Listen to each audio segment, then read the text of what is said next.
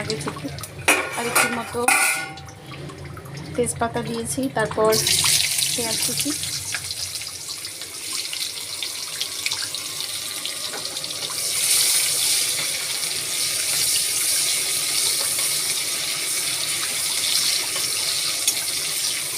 পেঁয়াজটা একটু ভাজা হোক।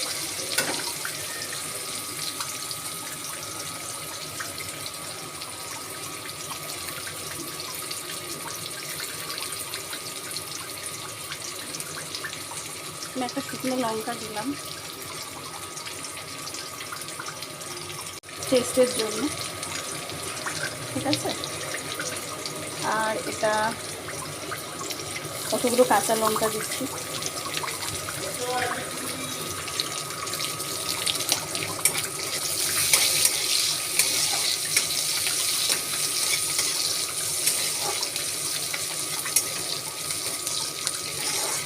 একটু আদা রসুনের পেস্ট দেবো আমি, একটু আদা রসুনের পেস্ট দিলাম এখানে। মশলাটা একটু ভালো করে ফ্রাই করে আমি একটু রসুন আদা রসুনের যে পেস্টটা আছে সেটা ভালো করে ফ্রাই হয়ে যায়।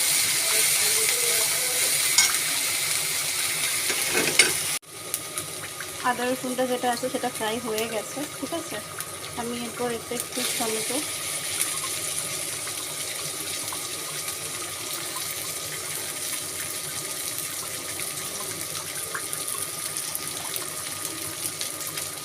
এটা ভালো করে ভেজে নেব।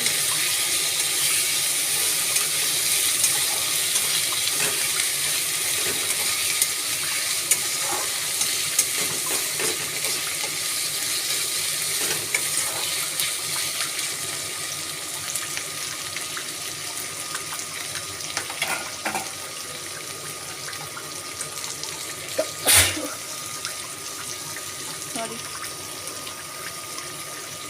মতো হলুদ গুঁড়ো, একটু সামান্য মতো ধনে গুঁড়ো, ঠিক আছে।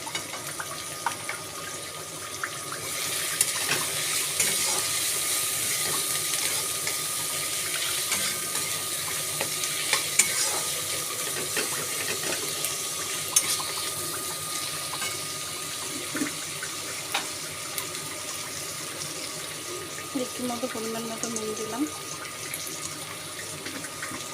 এটা ভালো করে ফ্রাই হয়ে যায়। ফ্রাই হয়ে যাওয়ার পর একটু নারকেলের দুধ দিতে, ঠিক আছে। আমি ফ্রাই করে দিচ্ছি।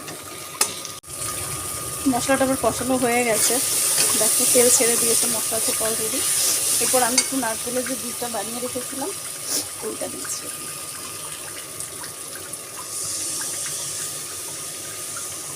আমি নারকেলের দুধটা দিয়ে দিয়েছি, ঠিক আছে। এটা ফুটে উঠবে,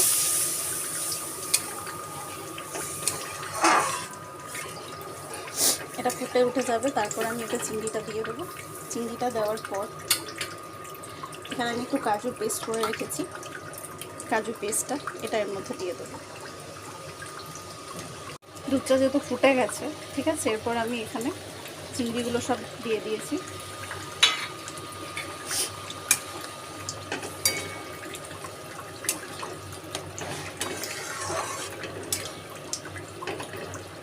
এরপর আমি কাজুর যে পেস্টটা আছে কাজুর পেস্টটা অ্যাড করে দিচ্ছি।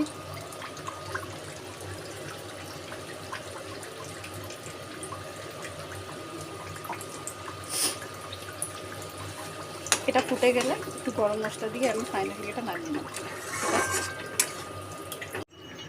চিংড়ির মালাইকারি ফাইনালি রেডি হয়ে গেছে। এরপর আমি নামিয়ে নিচ্ছি। এরপর চিংড়ি যেটা সর্ষে দিয়ে বানানো হয় ওটা আমি বানিয়ে নেব।